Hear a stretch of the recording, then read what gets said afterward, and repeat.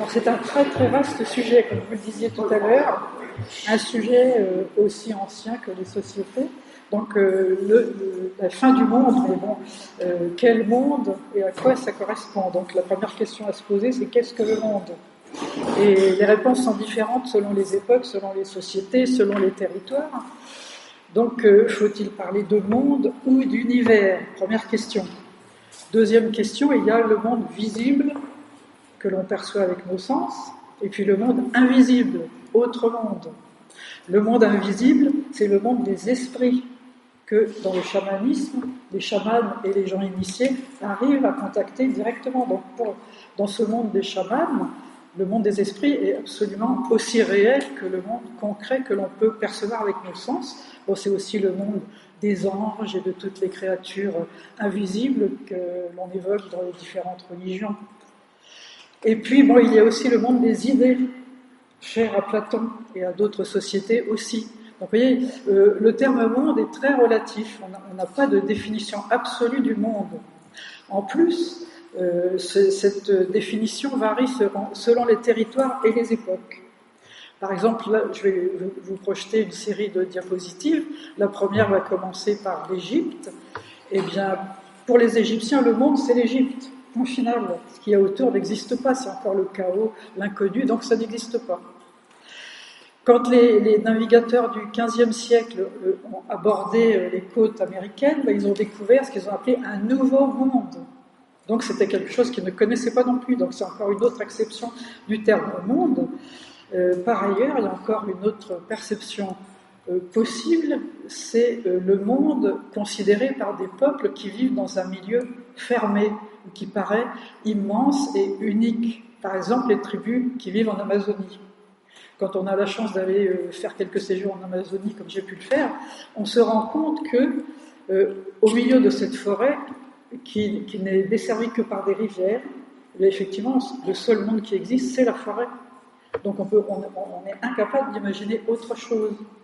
Donc la notion de monde est tout à fait relative. De même, ça peut être aussi simplement une culture. On va voir au fur et à mesure des images. Ça peut être simplement donc des connaissances, une culture, des habitudes de vie, etc. Donc voilà, ça c'était pour mon introduction. Donc vous voyez que le terme de monde est parfaitement difficile à définir et que c'est absolument impossible. En plus, il est lié à la notion de temps, perception du temps. Parce que selon les civilisations, comme vous allez voir, eh bien, le temps est linéaire, c'est-à-dire qu'une culture, une civilisation a un début et puis une fin, alors que dans certaines autres conceptions, comme en Inde, on va le voir, le temps est cyclique, c'est-à-dire que le temps se renouvelle régulièrement. C'est l'éternel retour, cher à Mircea Eliade, pour ceux qui ont lu ce genre de choses. Donc vous voyez, on est vraiment dans le flou absolu, donc il n'y a pas du tout de définition totalement satisfaisante du terme monde. Mais le thème est absolument passionnant à notre époque. On parle maintenant de collapsologie. Vous aurez des conférenciers très, très performants qui vont nous parler de tout ce qui fait peur actuellement. Et effectivement, on est à un tournant, je pense, dans l'histoire du monde. Mais bon, enfin, vous verrez ça avec les autres conférenciers. Et ce dont je me suis aperçu aussi au fur et à mesure de cette étude que j'ai menée pendant des années, il y a déjà une dizaine d'années, c'est qu'il y a bien davantage de mythes de création que de mythes de fin du monde. Parce que c'est très difficile, jadis c'était très difficile, disons, à concevoir sur un plan concret. Alors que pour les cosmogonies, c'était plus positif. Comment le monde s'est-il créé? Bon, c'est plus facile à imaginer, on invente des mythes dans ce cas-là. Le cerveau humain ayant besoin de réponses absolues, de réponses raisonnables, les sociétés ont inventé des mythes pour essayer de répondre à leurs questions. Et évidemment, il est plus facile de concevoir une création qu'une fin. Bon, ça c'était pour l'introduction. Donc maintenant, je vais vous emmener dans différentes civilisations. Et donc, on va commencer par l'Égypte. Alors, l'Égypte, les Égyptiens craignaient le chaos, c'est-à-dire ce qu'ils ne connaissaient pas. Comme je vous le disais tout à l'heure, l'Égypte a un don du Nil. L'Égypte n'existe que par la vallée du Nil. Donc c'est une civilisation que vous connaissez tous un petit peu forcément, qui a rayonné sur plusieurs millénaires, commençant au 4e millénaire avant notre ère, et qui s'est poursuivie jusqu'au dernier siècle avant Jésus-Christ. Et donc, pour illustrer cette conception du monde par les Égyptiens, donc j'ai choisi de vous présenter des images qui sont un peu classiques. Donc, en haut, vous avez la représentation du cosmos. Bon, c'est une représentation classique, c'est-à-dire que là, vous avez la déesse Nout qui représente la voûte céleste et qui se trouve séparée de son époux Geb qui représente la terre. Donc pour les Égyptiens, c'est ainsi que le monde s'est formé. La voûte céleste a été séparée de son mari Geb qui représente lui la terre et toutes les possibilités qu'offre la planète Terre. En dessous, vous avez une des cosmogonies. Je vous disais tout à l'heure qu'il y avait davantage de mythes de création. Donc en voici une représentation en bas, en numéro 2. Là, c'est la création du monde selon la cosmogonie d'Hermopolis. Alors chaque grande ville de l'Égypte avait sa cosmogonie en fonction du dieu qui était vénéré dans cette ville. Donc ici, c'était Hermopolis, donc c'était une cosmogonie mise à l'actif du dieu Thoth. C'est le dieu Thoth, c'est le dieu créateur et le dieu créateur de la sagesse et de l'écriture. Et donc dans cette cosmogonie, c'est ce qui est aussi appelé Ogdoad, parce que ce dieu a suscité des entités qui sont représentées là par les petits personnages que vous voyez dans le cercle. Vous avez à gauche 4 petits personnages, à droite 4 petits personnages, au milieu des tiretés, les tiretés représentent la pluie. Donc l'eau fertilisante, l'eau qui permet de vivre, etc. Grâce au Nil, on est vraiment dans la vallée du Nil. L'Égypte devait sa richesse donc, aux inondations régulières et saisonnières du fleuve Nil. Et donc les 4 petits personnages à gauche sont visualisés le plus souvent sous forme de crapauds, parce que là on est dans le grand delta du Nil, les marécageux, etc. Et puis les petits personnages à droite correspondent à des serpents. Alors les crapauds, enfin, vous savez, le lien entre les animaux, les symboles animaliers et puis les personnages ou les divinités en Grèce. Donc les petits crapauds allaient donner naissance à des dieux mâles, donc, et les serpents donnaient naissance à des entités féminines, donc des déesses. Donc ça, c'est une des cosmogonies possibles. Mais là, on n'est pas dans la fin du monde, on est dans la création. Mais ce qui importait davantage aux Égyptiens, c'était l'eschatologie personnelle, c'est-à-dire le destin de chaque individu après sa mort. Donc là, c'est très connu. Donc je suppose que vous êtes aussi au courant de ce genre de choses. Qu'est-ce que l'individu allait devenir après sa mort, donc il fallait prévoir, etc. Donc d'où la splendeur des tombeaux, en particulier les tombeaux des pharaons. Et l'ordre du monde était représenté par la déesse Mat. Donc c'est ce personnage que vous avez en bas, en numéro 3, personnage qui représente l'ordre du monde et qui intervient lorsqu'un individu meurt. Donc là, c'est la séance de la pesée du cœur de l'individu. Et donc, de l'autre côté de la balance, il y avait une plume. La déesse Mat était symbolisée par des plumes. Donc, le destin individuel importait beaucoup plus que le destin du monde. Ceci dit, il y a quand même quelques allusions à la fin du monde dans le livre des morts. Et donc, à ce moment-là, on se trouve en présence d'un défunt qui s'appelle Osiris. Enfin, tous les hommes qui allaient au paradis venaient des Osiris. Et ce personnage qui est évoqué dans le livre des morts s'adresse au dieu Atum et demande « Qu'est-ce que ma durée de vie ?» Et le dieu lui répond « Tu es destiné aux millions de millions d'années, une durée de vie de millions d'années. » Vous voyez, on est tout à fait dans le vague. « Mais je détruirai tout ce que j'ai créé. » Cette terre reviendra à l'état de Noun, donc c'est l'état antérieur, et à l'état d'infini comme était son premier état. Je suis celui qui restera avec Osiris quand j'aurai accompli mes transformations en d'autres serpents que les hommes ne pourront connaître et que les dieux ne pourront voir. Donc la fin du monde a quand même été plus ou moins envisagée, mais de manière très générale et allusive chez les Égyptiens, mais ça n'était pas le centre de leur préoccupation. Et d'ailleurs, dans cette citation, Atum continue à exister, ainsi qu'Osiris. Donc ça veut dire qu'il n'y a pas de suppression totale. Deuxième image, donc là, quelque chose que vous connaissez bien aussi, c'est le déluge en Mésopotamie. Hein, le mythe du déluge, c'est quelque chose de tout à fait important, en particulier dans le christianisme. Hein. Et donc, cette civilisation de Mésopotamie a rayonné pendant 4 millénaires aussi avant notre ère, et donc mettant en compétition des petits royaumes. Donc il y avait Sumer, il y avait Akkad, il y avait la Syrie, il y avait Babylone, etc. Donc ça s'est prolongé selon les circonstances par la victoire des uns et des autres. Donc vous voyez, au départ, les dieux étaient astraux. Donc là, je vous ai mis une image en haut. Donc c'est le dieu Haddad, dieu de leur âge. Ça, c'est un dieu astral, un dieu très très ancien.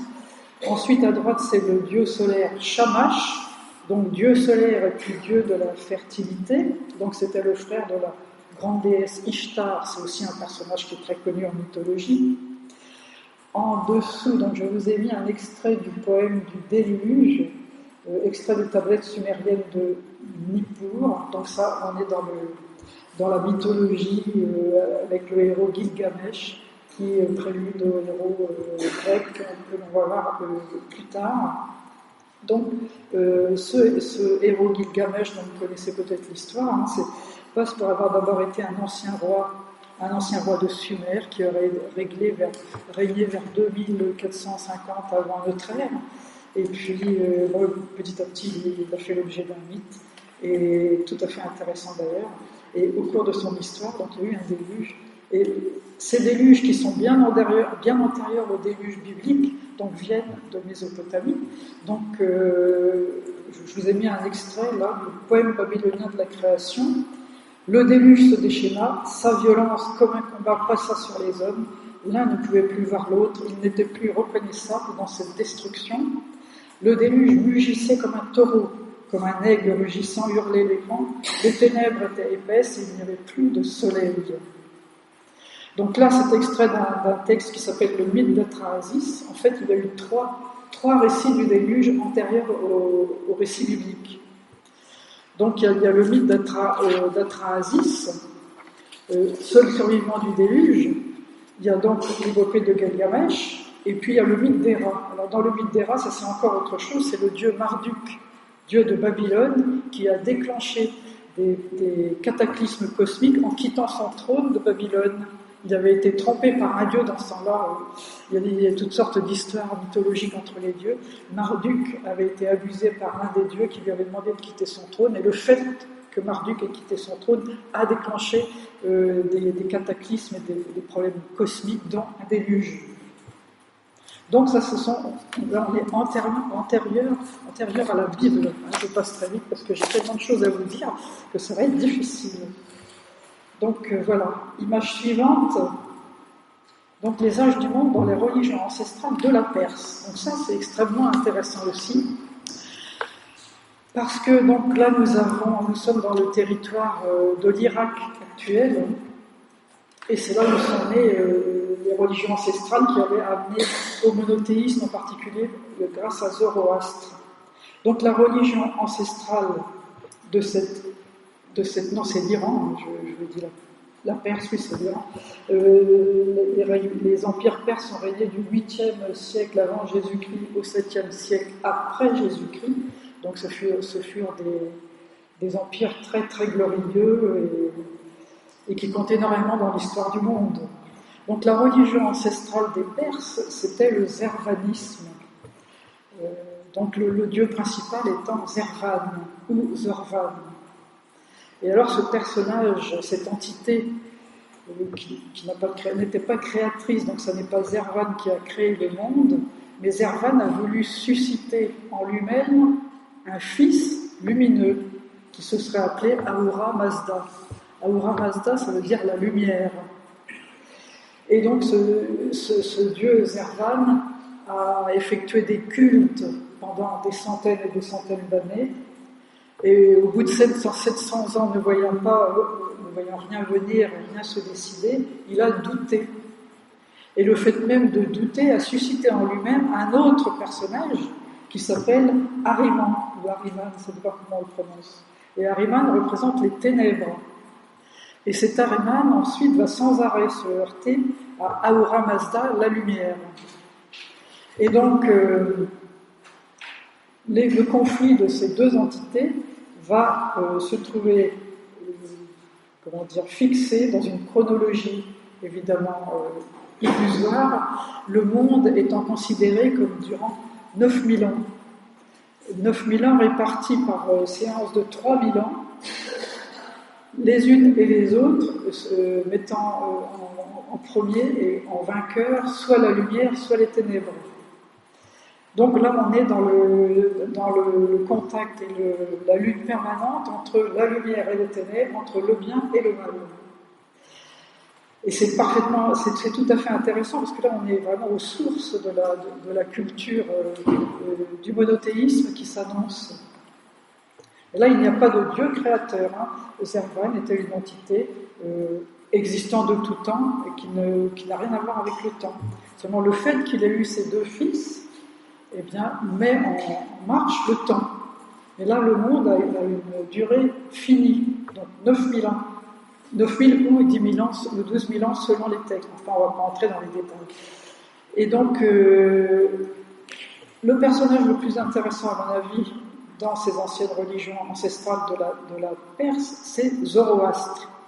Alors, Zoroastre, ou Zarathustra, c'est un homme qui méditait énormément. Les historiens ne savent pas trop à quelle époque il a vécu. On le fixe en général entre 1000 et 700 ans avant Jésus-Christ, plutôt le 7e siècle avant Jésus-Christ. Mais cet homme, alors que jusqu'ici les divinités étaient plutôt astrales et extérieures aux populations, eh bien cet homme va induire une relation plus proche avec la divinité, avec Ahura Mazda en particulier.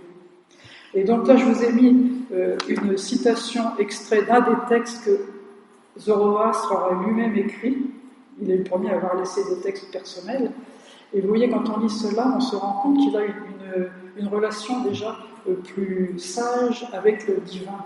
Oui, ô Ahura Mazda, dis-moi quel est le meilleur chemin pour que je puisse, dans le rayonnement de la justesse et de la pensée juste, choisir la doctrine me guidant vers la sagesse et le bonheur le plus élevé, et que ce chemin, grâce à une vision profonde et vaste, me permette de comprendre les mystères et les événements qui surgissent dans la vie. Donc là, on n'est plus dans des cultes qui sont abstraits et qui s'adressent à des divinités non personnelles, mais là, Zoroastre introduit une dimension de lien personnel avec le divin. Et ça, disons que ça prélude quand même des personnages comme le Bouddha Shakyamuni, dont je vous parlerai dans quelques temps, et puis le Christ. C'est une nouvelle attitude par rapport au divin. Et ça, c'est fondamental quand même. Donc là, je vous ai mis à droite, mais là, c'est plutôt pour illustrer, parce qu'on n'a pas le temps de parler de tout quand je vois le temps qui défile. Le culte de Mitra. Donc Mitra, c'était aussi un dieu que l'on retrouve aussi dans l'Inde ancienne. C'est un dieu qui, normalement, prélude à l'amitié entre les hommes, à l'harmonie du monde. Et il est devenu aussi un symbole de la fertilité, et son culte a donné lieu à une variante qui s'appelle le mitraïsme, qui a eu beaucoup de succès chez les Romains en particulier, parce que c'est un dieu qui passe par combattant, puissant, fort, etc. Donc ça plaisait beaucoup aux Romains. Donc, je l'ai mis plutôt pour illustrer, parce que je ne peux pas entrer dans tous ces détails-là. Et en bas, je vous ai mis aussi une image illustrant une autre religion qui a trouvé naissance en Perse, mais qui date d'après Jésus-Christ, le manichéisme, du IIIe siècle avant Jésus-Christ, après Jésus-Christ. Donc là, lui, il se base sur l'histoire du Christ, mais de manière quasiment gnostique, c'est-à-dire que pour lui, la lumière s'est fourvoyée dans la matière. Et donc, il faut maintenant permettre à la lumière de ressortir, de quitter la matière par un ascétisme absolu et l'interdiction, si on peut, de se reproduire, puisque l'être humain représente en fait la combinaison entre le mal, la matière, donc les ténèbres, et puis la lumière qui est simplement spirituelle. Donc ce manichéisme n'a pas eu un grand succès. Il a été combattu à la fois par les mages des anciennes religions et par les chrétiens, en particulier Saint Augustin. Il passait pour être en dehors de la vérité. Mais bon, alors ce Mani prévoyait aussi une bataille finale, puisqu'il arrive après Jésus. Hein. Donc il prévoit une bataille finale permettant à la lumière de s'échapper du monstre de la matière. Et donc c'est des cataclysmes, etc. En général, la fin du monde est prévue toujours sous forme de cataclysme et d'horreur. Enfin, vous allez en voir encore d'autres exemples. Donc, les choses ne s'avancent pas bien du tout à partir de ces périodes antiques. Donc, civilisation ou culture suivante, la Grèce. La Grèce aussi, ça c'est très très intéressant, mais vous connaissez certainement déjà aussi beaucoup de choses à ce sujet. Donc, pour illustrer déluge, embrassement et renouveau du monde en Grèce antique, je vous présente là à gauche Hésiode, donc le grand poète Hésiode qui a vécu au 8e siècle avant notre ère. Au centre, Zeus, le maître de l'Olympe, et des autres divinités, le maître du monde, donc le grand Zeus. À droite, Hélios sur son quadrige solaire. Donc les Grecs vivaient sous le regard des dieux, ça on en connaît tous quelque chose.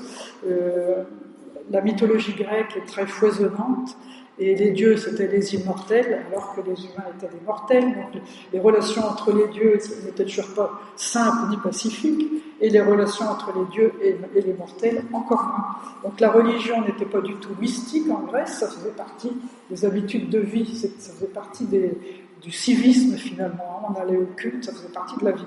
Il n'y avait pas de relation personnelle entre les humains, il n'y avait pas de relation intime entre les humains et les dieux. On les priait pour réussir quelque chose, favoriser sa famille, etc. Mais c'était assez abstrait. Les dieux aussi, en particulier Zeus, pouvaient déclencher des cataclysmes. Zeus était parfois soumis à des fureurs terribles quand les dieux, selon lui, n'agissaient pas bien, en particulier, par exemple, au moment de la création de la Terre, quand les titans ont voulu dépecer son fils, donc il a déclenché un énorme cataclysme, un déluge. Mais en Grèce, ce qui est pratique et formidable, c'est qu'il y a toujours des survivants. Donc, premier déluge déclenché par Zeus, au temps des titans. Deuxième déluge, au temps d'Hélios. Hélios et son quadrige solaire. Hélios, c'était le dieu du soleil. Et Hélios avait un fils qui s'appelait Phaéton. Et Phaéton était le fils d'Hélios et d'une mortelle appelée Clymène. Et ce fils, Phaéton, avait un jour été moqué par un de ses camarades. Lui, c'était un humain. Il avait été moqué par un de ses camarades qui ne voulait pas croire à son ascendance divine. Et donc Phaéton va voir sa mère, donc Clymène, et Clymène lui dit « Va voir ton père, qui assurera que tu es bien son fils. » Et donc Phaéton va voir son père, qui est Hélios. Et Hélios, voulant effectivement être bienveillant envers son fils, lui dit « Fais un vœu et j'exaucerai ton vœu pour t'affirmer que je suis bien ton père. » Et Phaéton demande à Hélios de conduire le char solaire. Hélios, c'est donc le dieu du soleil. Donc le char solaire, c'est ce quadrige tiré par 4 chevaux impétueux. Et donc, comme Hélios veut respecter sa parole, il le laisse conduire son char solaire. Évidemment, Phaéton n'a pas la capacité de conduire ce char soleil qui représente donc le soleil dans ses mouvements grandioses, etc. Donc il se laisse, les chevaux s'emballent, le quadrige s'approche trop de la terre, il y a des incendies gigantesques, la terre brûle, etc. Et donc Zeus décide à ce moment-là d'envoyer un déluge. Il fait d'abord tomber Phaéton dans le fleuve Éridan, et ensuite il déclenche un déluge pour éteindre cet embrasement de la terre. Donc ça, c'est un des mythes solaires qui avait cours en Grèce. Et donc dans ce déluge, là c'est encore quelque chose d'assez extraordinaire, parce qu'il y a donc toujours des survivants. Dans ce déluge se trouve le fils de Prométhée, donc Deucalion, donc c'est le deuxième mythe, là, mythe de déluge, le mythe de Deucalion, fils de Prométhée et époux de Pyrrha. Et Prométhée avait entendu Zeus dire qu'il allait déclencher un déluge, donc il se précipite vers son fils, donc vers Deucalion, pour l'informer qu'il allait y avoir un déluge. Il conseille à son fils de construire un bateau, de construire une arche pour survivre, pour naviguer et survivre à ce déluge. Et donc c'est ce que fait Deucalion. Deucalion construit un bateau, il entre dedans avec son épouse Pyrrha. Et donc le couple et ses animaux, etc., naviguent pendant un moment. Le déluge dure plusieurs jours. Et le couple amérit après la pluie, amérit sur le mont Parnasse. Donc là, c'est un des grands mythes aussi. Et donc, Deucalion et Pyrrha abordent une terre solide et ils rendent hommage à Zeus. Et donc, ils effectuent un culte. Et la déesse Thémis leur conseille de jeter des cailloux par-dessus leurs épaules. Et Deucalion donc jette des cailloux par-dessus son épaule. Pyrrha jette des cailloux par-dessus son épaule, et les cailloux jetés par Deucalion deviennent des hommes, des humains, et les cailloux jetés par Pyrrha deviennent des femmes. Donc là, c'est un des mythes permettant aussi d'expliquer la création des humains. Donc je vous ai mis aussi à gauche, je vous ai pas parlé d'Hésiode, mais Hésiode, c'est quand même un personnage très très important donc, du 8e siècle, parce qu'il a laissé 2 œuvres formidables, donc la Théogonie, dans laquelle il explique justement l'origine des dieux et leur généalogie, et puis les travaux et les jours dans lesquels il explique qu'il y a eu 5 humanités qui se sont succédées. Donc il associe ces humanités à des métaux, donc première humanité, un âge d'or, deuxième humanité, un âge d'argent, troisième humanité, un âge de bronze, après il y a l'âge des héros, donc les héros de la guerre de Troie, et puis l'âge de fer. L'âge de fer, c'est l'âge dans lequel nous vivons. Et donc, c'est l'âge le plus mauvais. Âge des conflits, âge de lutte, etc. Âge de mésentente, c'est l'âge le plus mauvais. Mais cette idée est tout à fait intéressante parce qu'on va la retrouver sous d'autres formes, par exemple, en particulier en Inde et ailleurs. Donc là, je ne peux pas développer davantage étant donné le temps qui passe, mais bon, les stoïciens pensaient que le monde était sujet à un mouvement cyclique et que le monde se renouvelait régulièrement, périodiquement. Après des cataclysmes, à chaque fois, les fins de cycle se terminent toujours par des cataclysmes, soit des déluges, soit des embrasements, des tremblements de terre, etc. Donc jusqu'ici, c'est toujours terrible, les fins du monde. Passons à une autre civilisation ou culture. Et changeons de région géographique. J'ai oublié de vous expliquer que finalement, l'environnement géographique est fondamental dans les conceptions du monde, parce que le milieu est évident. On l'a vu avec la Grèce, la Grèce, l'Égypte, et là on va le voir avec la Scandinavie. Les croyances sont directement liées à ce que vivent les gens dans leur quotidien, c'est-à-dire au climat, au territoire qui est le leur, etc. Donc là, ce sont des incidences géographiques. Et là, on va le voir en particulier avec le Ragnarok. Donc là, on est en Scandinavie, destin des puissances. La fin du monde aussi a été évoquée évidemment dans cette société scandinave. Avant l'introduction du christianisme au Xe siècle. Et donc là, on est avant le Xe siècle. Les seuls textes qui nous sont parvenus sont des textes qui viennent de l'Islande.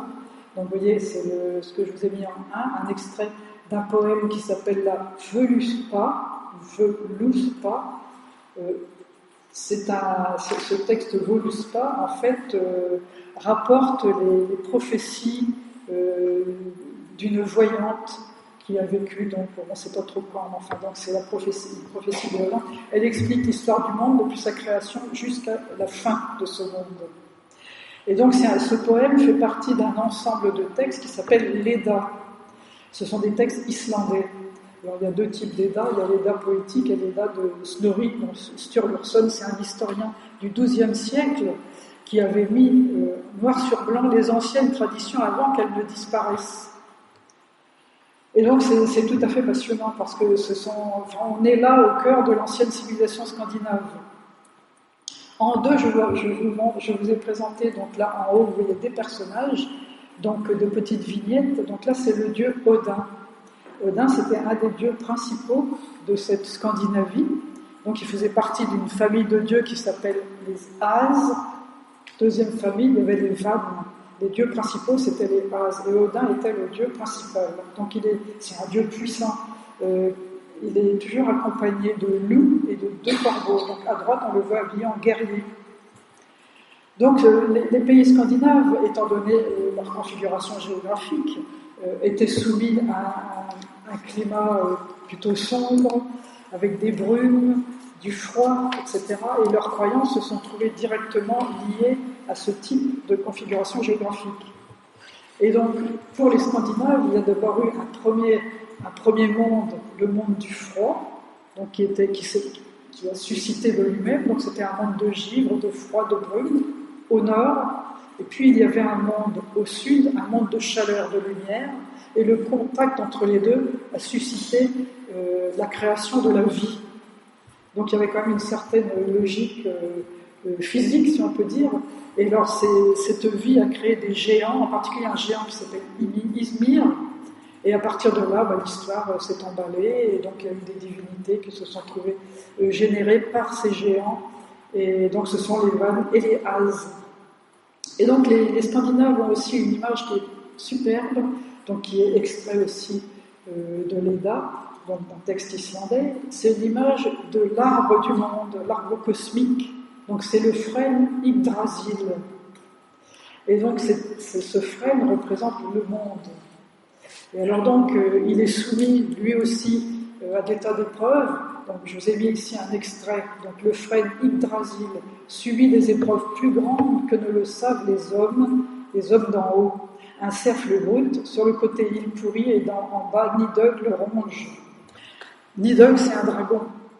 Donc le monde est soumis à toutes sortes de dangers et Yggdrasil donc, est un symbole magnifique. L'arbre du monde, c'est aussi, il y aura une séance entière à faire sur les arbres du monde. On retrouve ça dans pas mal de civilisations. Bon, celui-là s'appelle Yggdrasil.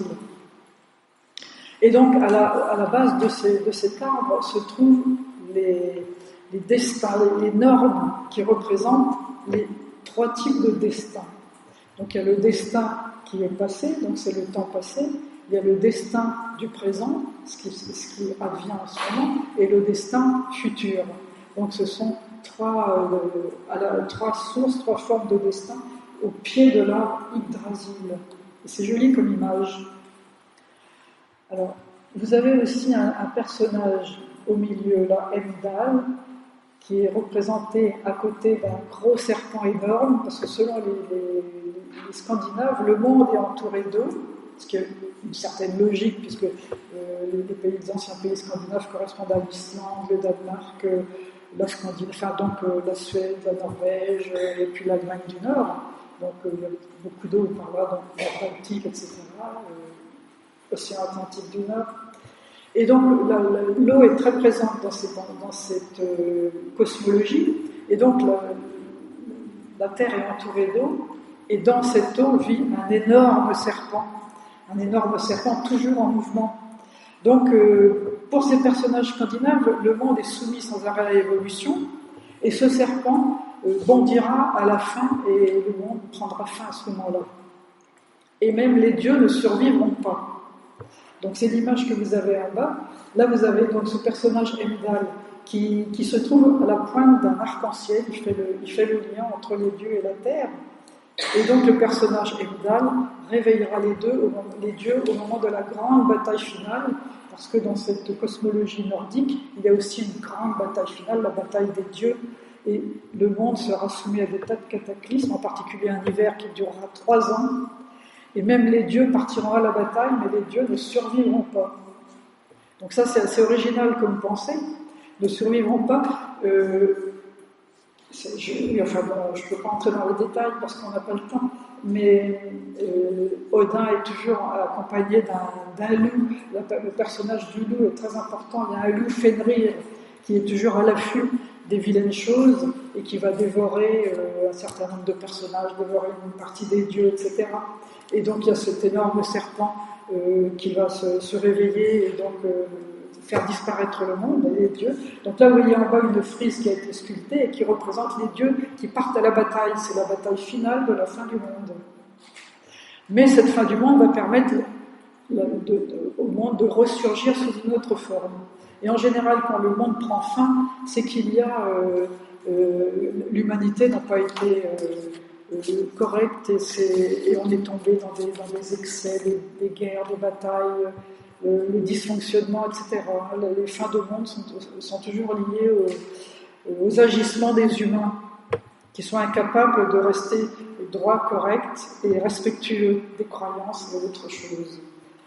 Donc c'est une punition des humains, souvent la fin du monde. Donc là, revenons dans notre Moyen-Orient, ou Proche-Orient, donc des apocalypses juives à l'apocalypse de Jean de Patmos. Donc là, je ne vais pas rester trop longtemps sur ce chapitre-là parce que vous en connaissez certainement au moins autant que moi, si ce n'est plus. Donc pour illustrer l'émergence du judaïsme, qui était quand même un monothéisme sévère et difficile à imposer aux anciennes croyances polythéistes, j'ai choisi donc de vous mettre cette première phrase de la Genèse, donc première punition. Donc là, on retourne dans le déluge. Donc là, on est dans le déluge biblique. Moi, je vais faire venir le déluge, ça c'est Dieu, c'est un extrait de la Genèse. Je vais faire venir le déluge, c'est-à-dire les eaux sur la terre, pour détruire sous les cieux toute créature animée de vie. Tout ce qui est sur terre expirera. J'établirai mon alliance, il s'adresse à Noé, j'établirai mon alliance avec toi, entre dans l'arche, toi, et avec toi tes fils, ta femme et les femmes de tes fils. Donc là, c'est des phrases que vous connaissez, hein. Donc là on est en présence du déluge biblique, donc on a vu qu'il avait été inspiré, le récit de ce déluge avait été inspiré par des textes bien antérieurs, mais on le retrouve là. Et ensuite, donc, on a les visions des prophéties qui se mêlent à l'histoire du peuple. Alors tout à l'heure, je ne sais plus si je vous ai parlé du contexte historique, mais les contextes historiques sont aussi fondamentaux dans la conception des fins du monde. Et là, dans l'histoire, évidemment, l'histoire biblique et l'histoire des prophètes, on est au temps de ces guerres qui se passaient au Moyen-Orient et au Proche-Orient. Donc les peuples étaient toujours en guerre, la Bible est pleine de combats, comme vous le savez. Et donc là, je vous ai remis quelques noms de prophètes annonçant la fin du monde et le combat final, en particulier ce qui est lié à Babylone, l'histoire de Babylone, les invasions, etc. Donc là, l'histoire de la fin du monde est très très liée au contexte historique dans le christianisme, il ne faut jamais oublier cet aspect-là. Donc Moïse, premier grand prophète que les historiens tentent de fixer quelque part, donc en général c'est au XIIIe siècle avant notre ère, enfin avant Jésus. Après il y a Élie, Élisée, Amos, Sophonie. Là je vous ai remis une phrase de Sophonie parce qu'elle est aussi très intéressante. Il est proche le grand jour du Seigneur, il est proche, il vient en grande hâte, on criera amèrement au jour du Seigneur, le brave lui-même appellera au secours, jour de fureur que ce jour de détresse et d'angoisse, jour de désastre et de désolation, jour de ténèbres et d'obscurité. Est-ce qui attend les humains à la fin du monde, enfin avant le jugement dernier, etc. Vous connaissez aussi bien que moi l'histoire sainte, jugement dernier et rénovation, etc. Puis, les évangiles, évidemment les évangiles, on peut s'y reporter, donc j'ai remis quelques références. Et alors en dessous, on a évidemment le songe de l'Apocalypse, bon, que vous connaissez tous aussi bien que moi, donc je ne vais pas revenir dessus. Et donc là, à droite, en bas à droite, la bête surgit de la mer, évidemment, ça représente les Romains, parce que c'est le temps des persécutions. Donc là, les contextes historiques sont fondamentaux dans l'élaboration des cosmologies. Il ne faut jamais oublier cet aspect-là. Donc là, à droite, cette bête, là, c'est un extrait, Gengis Khanné, un extrait d'un livre sur l'Apocalypse d'Angers. Donc c'est une très belle tapisserie. Donc là, je pense que je vais passer directement à la culture de la religion suivante, que vous connaissez peut-être un peu moins que le christianisme, donc c'est l'islam. Alors l'islam, c'est évidemment quelque chose de très très important, surtout à notre époque. Donc l'islam a été évidemment, c'est l'œuvre d'un personnage, donc le poète Mahomet qui s'appelait Muhammad ibn Abdallah, qui est né à la Mecque au 7e siècle après Jésus-Christ, et qui a fini par imposer la religion qu'il avait lui-même choisie pour son peuple arabe. Et ce qui m'a beaucoup étonné, parce que j'avais suivi un cours sur l'islam justement pour essayer de mieux comprendre, ce qui m'a beaucoup étonné, c'est que dans le Coran est plein de références à la Bible, aux personnages de la Bible. Forcément, puisqu'il a vécu au 7e siècle, au temps des religions qui l'ont précédé. Donc il a été formé au contact des chrétiens, des zoroastriens, des mazdéens, etc. Et puis finalement il a eu des visions, ça devait être un personnage assez mystique. Donc il vivait à la Mecque. Là je vous ai mis, vous voyez, à gauche, une première image, c'est le prophète Mahomet. On ne représente jamais son visage. Si vous allez voir des expositions, si vous faites des ouvrages sur Mahomet, il n'y a jamais son visage de représenté, c'est toujours blanc. Et Mahomet se prenait pour le dernier prophète. Et donc, il venait après Jésus, donc on trouve énormément de références à Jésus dans le Coran. Et pour lui, Jésus n'était pas un Dieu, évidemment, c'était juste un prophète. Et il n'est pas mort sur la croix. Il a été enlevé. Mais il n'est pas mort. Et il n'est surtout pas divin. Le seul personnage intéressant pour Mahomet, c'est lui-même, qui est le dernier prophète, annonçant l'avenir du monde, donc qui est un petit peu le même que dans le christianisme, et on retrouve des références très très nombreuses à la Bible. On retrouve les personnages de la Bible dans le Coran. Donc là, vous voyez, il a imposé l'islam à partir de ses idées personnelles, et c'est une religion apocalyptique. Il se croyait arriver lui-même aussi à la fin du monde. Et donc, il a d'abord il a eu du mal à imposer son monothéisme, parce qu'à l'époque, les Arabes, évidemment, étaient polythéistes. Ils avaient des idoles, et donc ils s'accommodaient parfaitement de leurs idoles. Donc là, c'est pareil, il a voulu imposer quelque chose de nouveau. Et donc, il s'est fait très mal recevoir. Et finalement, de la Mecque, il est parti à Médine où vivaient des Juifs. Donc, il y avait trois communautés juives à Médine. Et finalement, il les a fait partir. Il a chassé 2 communautés juives de Médine. Il a fait assassiner la 3e et il s'est imposé à Médine. Donc, il y a une partie des sourates du Coran qui ont été écrites à la Mecque et une autre à Médine. Et il a imposé sa propre vue, et donc les 5 obligations pour les musulmans, le pèlerinage à la Kaaba, etc., la prière journalière, avec l'écoute du muezzin, etc. Alors l'écoute du muezzin, c'était aussi une manière d'ameuter ses troupes, parce que Mahomet est devenu rapidement un chef de guerre. Il a imposé sa religion par la force. Et dès le départ, l'islam est devenu un outil politique. Donc il s'est étendu rapidement, en Afrique du Nord, etc. Et par la force. Donc là, je vous ai mis en bas quelque chose qui n'est pas forcément très très connu, c'est le voyage nocturne du prophète. Le voyage nocturne, en fait, il a eu une vision. Alors là aussi, c'est tout à fait étonnant. Enfin bon, il a eu une vision qui lui a été... il a vu apparaître donc l'archange Gabriel, qu'il appelle Djibril. Mais c'est l'archange Gabriel, c'est une référence encore à la Bible. Et dans cette vision, il traverse les cieux, il traverse les 7 cieux, et il rencontre tous les prophètes et tous les personnages de la Bible, et il va jusqu'au paradis, et il va jusqu'en enfer, et il finit par rencontrer Allah. Et comment va-t-il là-bas ? Eh bien, il y va sur une jument à tête de femme. Donc c'est le voyage nocturne. Et c'est quelque chose d'important parce que, justement, on voit encore les références à la Bible. Et donc, dans ce voyage, il est transporté en songe jusqu'à Jérusalem. Alors, pourquoi Jérusalem ? C'est la ville des chrétiens, c'est la ville des juifs, mais hop, il n'a pas été transporté à la Mecque ou ailleurs, ou à Persépolis ou ailleurs, non, hop, juste à Jérusalem. Donc c'est très très lié justement au christianisme, cet islam. Et donc le Coran, ça aussi lui a été inspiré, c'est considéré comme un texte révélé, le Coran.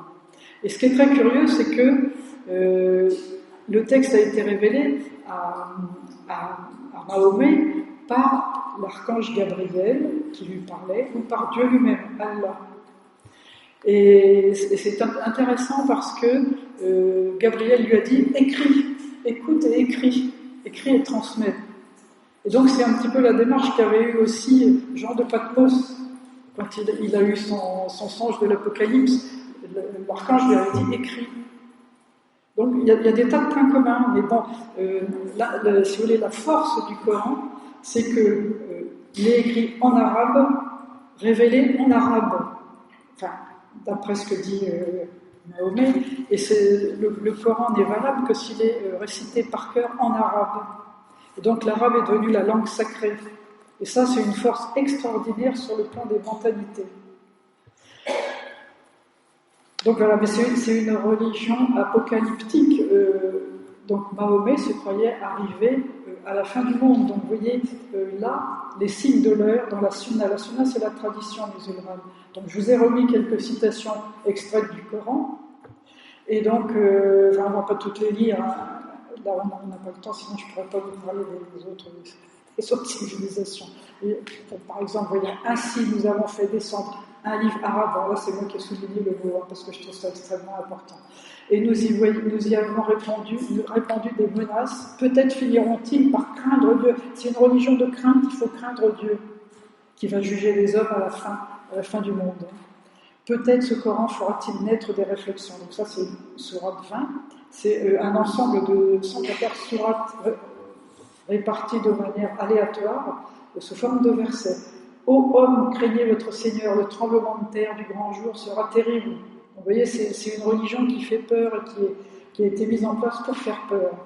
Alors, j'ai mis en rouge aussi la cinquième, enfin un mot de la cinquième sourate. Il sera l'indice de l'approche de l'heure. Il, c'est Isa ibn Maryam, c'est Jésus. Dans le Coran, c'est Jésus, Isa.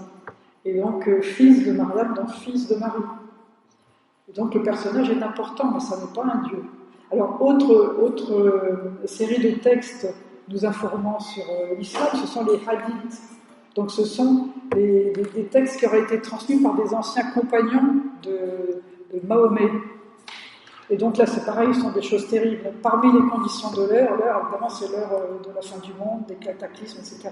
La disparition de la science, la généralisation de l'ignorance et de l'adultère, la consommation de vin, la prolifération des femmes, la raréfaction des hommes, au point que pour 50 femmes, il n'y aura plus qu'un maître de maison. Voilà, parmi les choses horribles qui attendent l'humanité, si les hommes ne restent, si l'humanité ne respecte pas le Coran, parce que leur objectif, c'est quand même de gagner le monde entier. Donc voilà, ça c'est ce que je voulais vous dire rapidement sur l'islam. Mais ce qui est frappant quand même, c'est le lien justement avec le christianisme et le judaïsme. Les personnages sont largement cités. Là, on va changer complètement d'univers en allant sur l'Inde. Donc en Inde, alors là c'est complètement différent. C'est un autre monde, donc l'hindouisme. Alors l'hindouisme, là j'ai plusieurs images à vous montrer. Donc l'hindouisme, c'est une religion qui n'a ni fondateur ni dogme. C'est un mode de vie. D'ailleurs, l'hindouisme, c'est un terme qui n'existe pas pour les hindous. C'est un terme qui a été inventé par les Britanniques pour essayer de définir ce en quoi croyaient les habitants. Et donc, pour les habitants respectent l'ordre du monde, ce qu'ils appellent le dharma. Mais c'est un mode de vie, c'est-à-dire que c'est pas considéré comme une religion extérieure, c'est vraiment, c'est intérieur à eux, ils sont imprégnés de ce mode de vie depuis des millénaires, 5 millénaires. Donc la première image, Brahman enseignant les Védas. Donc là, l'hindouisme est fondé sur une littérature immense et un enseignement oral aussi immense. Et là, vous avez une image extraite de la maison, enfin du fond David Nel d'ailleurs. Mais donc Brahman enseignant les Védas, c'est-à-dire que les Védas, ce sont les textes anciens fondateurs de la tradition hindoue. Enfin, hindou, je dis, c'est Brahmani. Avant, on parlait de brahmanisme, védisme, brahmanisme, hindouisme. Ce sont des termes britanniques. On va parler d'hindouisme, ça sera plus simple. Et donc là, vous voyez un brahman, c'est-à-dire on est dans le système des castes. Les hindous, depuis des millénaires, respectaient 4 castes. Donc il y avait la caste des brahmanes, les seuls qui avaient les connaissances religieuses. Deuxième caste, il y avait les kshatriyas, c'était les guerriers, les défenseurs du pays. Après, il y avait les vaishyas, c'était les commerçants, ceux qui agissaient, commerçants, artisans, etc. Et après, il y avait les sudras, qui étaient les serviteurs. Et puis, bon, il y avait évidemment les hors-castes, les intouchables, les parias. Et donc, après, il y avait une autre catégorie de gens ne faisant pas partie des castes, c'était les renonçants, les sannyasis, les sadhus, ces hommes qui vivent de charité et qui vivent de leur méditation, etc., qui montent des ashrams, qui sont entourés de disciples, etc. Donc ceux-là ont le droit d'être hors des castes, mais de manière respectable. Ce ne sont pas du tout des intouchables, au contraire. Et donc cette division de la société en castes, qui nous paraît si injuste, et qui l'est d'ailleurs, est d'origine divine. C'est pour ça que depuis des millénaires, les hindous ont respecté ces castes. Et donc qui s'est opposé aux castes? Eh bien d'abord c'est le Bouddha. Sakyamuni, dont je vais vous parler après, Sakyamuni, donc 6e siècle avant notre ère. Sinon, personne ne contestait ce système de caste, puisque c'était d'origine divine. Et donc, ce système de caste a évité toute révolte nationale ou sociale. Il n'y avait jamais eu de révolte sociale en Inde. Pourquoi? Parce que cette société est aussi fondée sur deux caractères très particuliers. Le karma, en particulier donc le karma et la résurrection et les résurrections, renaissances, etc. Et il est dit que chacun renaît en fonction de la vie qu'il a eue précédemment et des actes qu'il a effectués. Donc ceux qui naissent dans une caste très basse ou hors caste, eh bien n'ont pas à se révolter, ils peuvent toujours progresser dans les vies suivantes. Et s'ils sont nés dans cette caste-là, c'est que leur vie antérieure, en fait, n'était pas bonne. Donc c'est une manière aussi de maintenir un ordre social et qui a été efficace, puisqu'il n'y a jamais eu de révolution en Inde, révolution sociale. Donc le Bouddha, au VIe siècle avant notre ère, s'y est opposé, parce que selon lui, ça n'avait aucun sens humain. Et puis après, les Britanniques s'y sont opposés. Mais on sait très bien que dans les mentalités, ça existe encore. Ça n'est plus permis, parce que dans la législation, maintenant, ça n'est plus permis.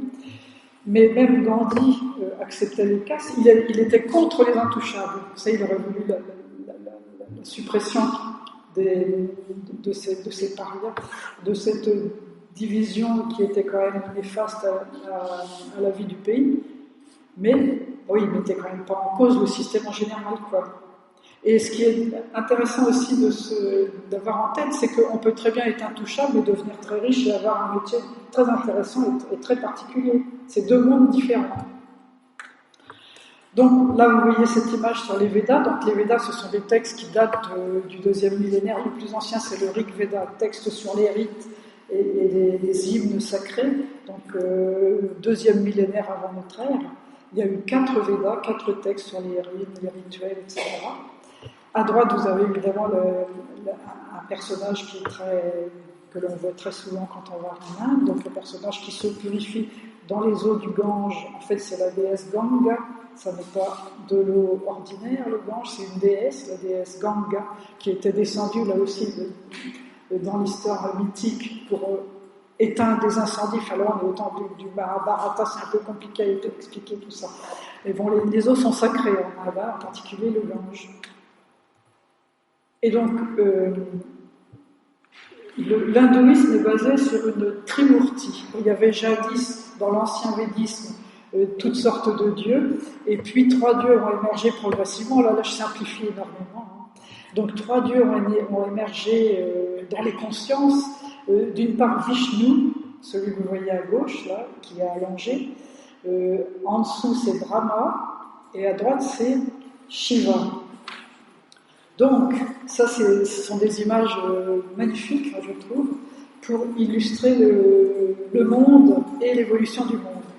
Donc, Vishnu, c'est le protecteur du monde, c'est un dieu de paix, Alors on le voit allongé sur le serpent éternité, Ananta, ou Shesha. Selon les textes et selon les moments, il s'appelle Ananta, qui veut dire éternité, ou Shesha, qui veut dire résidu. C'est-à-dire que Vishnu dort. Quand Vishnu dort, le monde est non manifesté. Et là, donc on le voit allongé, il est protégé par un grand serpent, donc le serpent éternité, et quand il s'éveille, une fleur lui sort du nombril qui porte Brahma qui va créer un monde. Et le Brahma, vous le voyez en bas, il a 4 visages tournés dans les 4 directions cardinales, et ces 4 têtes représentent aussi les 4 Védas, donc les 4 textes fondateurs de la spiritualité hindoue. À droite, vous avez Shiva. Shiva, c'est le troisième dieu de la Trimurti. Alors Shiva, c'est à la fois un créateur et un destructeur des mondes. C'est-à-dire que le monde est cyclique. Après, l'image suivante va vous montrer les cycles de temps conçus par les grands méditants de l'Inde. Donc Shiva danse sur les mondes. Et il est à la fois protecteur et destructeur. C'est un personnage qui est un dieu qui est très très important aussi en Inde. Et puis donc, je vous ai mis quand même la syllabe Om, c'est-à-dire c'est un mantra qui normalement passe pour être à l'origine du monde. Le monde serait né d'une vibration sonore et qu'on retrouve dans cette syllabe Om. Vous savez, quand on écoute des mantras, ce Om peut être prononcé pendant des heures, et c'est plein de symboles. Là, j'ai pas le temps de vous détailler tout ça, mais Om, en fait, c'est 3 lettres, A, U, M. A, c'est le début, U, c'est le déploiement du monde, M, c'est la fin.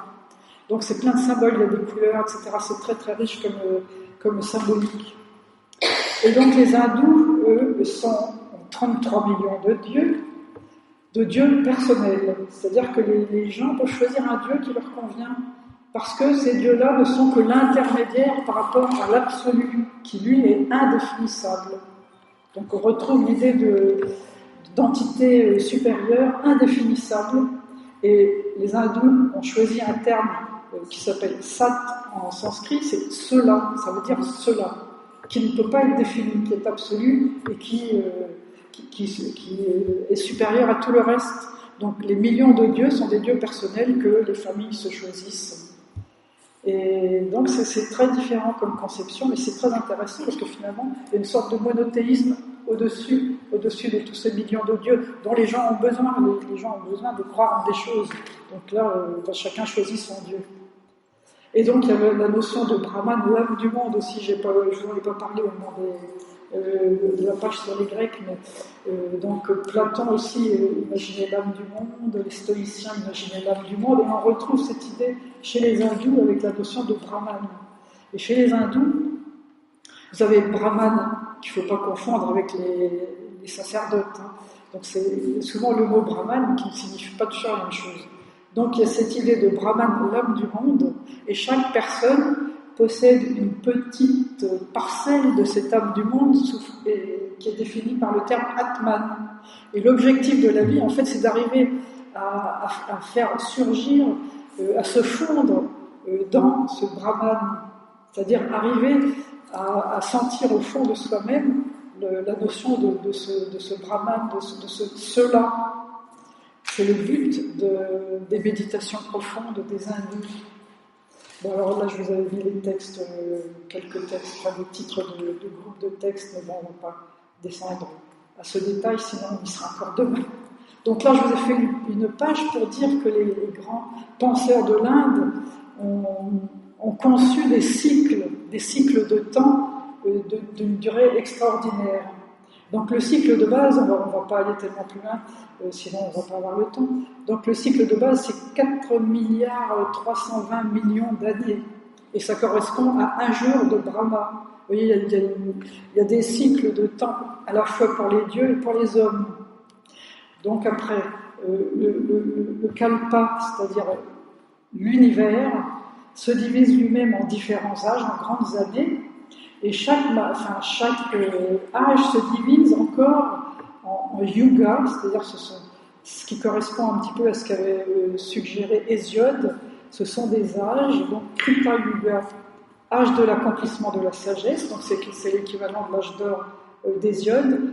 Treta Yuga, c'est l'âge des rites et de la civilisation sédentaire, donc l'âge d'argent, c'est l'équivalent d'Hésiode. Dvapara Yuga, l'âge du doute, avec ses philosophies contestataires, donc c'est l'âge des reins d'Hésiode. Et Kali Yuga, donc c'est l'âge du fer, qu'on retrouvait aussi chez Hésiode, c'est l'âge des conflits, des ténèbres, de la destruction. Et c'est le nôtre, c'est notre âge. Donc évidemment, quand on regarde ce qui se passe actuellement, on se dit que les hindous étaient quand même d'extraordinaires penseurs pour avoir imaginé ça il y a des milliers d'années.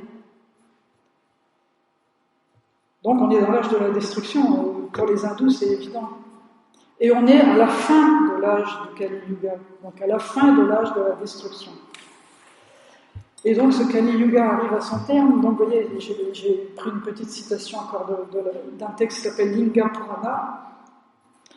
Les signes caractéristiques, c'est le déclin de la moralité, de la force et du bonheur des êtres, conflits, malversations, chute du savoir dans des mains irresponsables, bas instincts, idées fausses, mélange des races et des castes, alors pour eux c'est très important pour les hindous, nivellement vers le bas, c'est-à-dire qu'on est exactement en plein dans ce que nous sommes en train de vivre.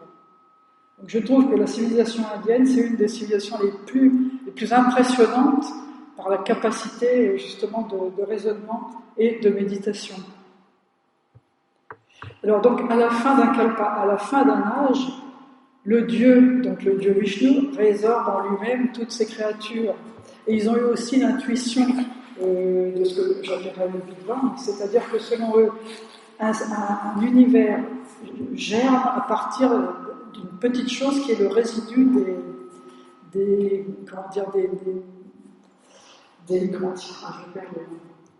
ça part d'un petit résidu, et d'un seul coup, sous la force d'un désir divin, l'univers se déploie, et puis donc s'étend, connaît une période d'apogée, et puis se résorbe et disparaît, mais sans que ce soit le néant. Il y a toujours, c'est le non manifesté, il y a toutes les possibilités, les potentialités sont là, les potentialités sont toujours présentes. C'est-à-dire que l'univers ne disparaît jamais complètement, sauf quand cesse le rêve divin. Quand le Dieu cesse de rêver, là, c'est ce que l'on appelle le praktika pralaya. Le pralaya, c'est la fin du monde, mais c'est très très très loin, des milliards d'années. Donc c'est très particulier les conceptions de l'âme. Mais ce qui est quand même étonnant, c'est qu'ils aient pensé à ce Kali Yuga qui correspond exactement à ce que nous sommes en train de vivre.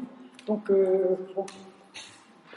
Le bouddhisme, je vais essayer d'aller vite parce que je vois qu'il y a des gens quand même. Il y a des gens observants. Je vais essayer d'aller vite parce qu'il y a encore les Mayas. Je voudrais bien vous parler des Mayas qui ont aussi conçu des échelles de temps tout à fait impressionnantes. Le bouddhisme. Alors pour le bouddhisme, tout est impermanent est lié. Donc si c'est impermanent, c'est-à-dire ce qui a eu un début aura une fin. Donc là, je n'ai pas vraiment le temps de vous parler en détail du Bouddha, mais lui, ça n'est pas un dieu, c'est un maître à penser. Il ne faut surtout pas le prendre pour un dieu. Il n'a jamais été le seul Bouddha, il y a toujours eu plusieurs Bouddhas, lui c'était un des Bouddhas suprêmes. Donc il y a toujours... son objectif c'était d'aider les humains à surmonter la souffrance qui est inhérente à la vie humaine. Donc il a transmis ça dans des enseignements qu'il a appelés les 4 nobles vérités, c'est-à-dire que dans toute vie humaine, il y a de la souffrance. Donc là, c'est une affirmation, ce qui est vrai. Il faut essayer de trouver les causes de cette souffrance. Pourquoi souffre-t-on ? Donc c'est par la méditation profonde que l'on arrive à trouver les causes et à remonter les causes. Ensuite, une fois que l'on a trouvé les causes de notre souffrance, bon, ça peut être l'égoïsme, etc., le goût du pouvoir, etc., comment trouver les moyens pour justement se libérer de cette souffrance. Donc il y a des moyens, il y a toujours des moyens. Une fois qu'on les a identifiés, après il faut les appliquer. Et ça, c'est l'objectif du Bouddha, c'était d'aider les êtres à se libérer de leur propre souffrance. Bon, il a gardé aussi lui, les idées de karma, samsara, le cycle des renaissances, le mot qui me manquait tout à l'heure, samsara, le cycle des renaissances et des morts, etc. Et le but du Bouddha, c'était l'humanisme. Et les bouddhistes n'ont jamais fait de guerre de religion. Bon, s'il y a des guerres, s'ils se défendent de temps en temps, c'est pour éviter qu'ils disparaissent.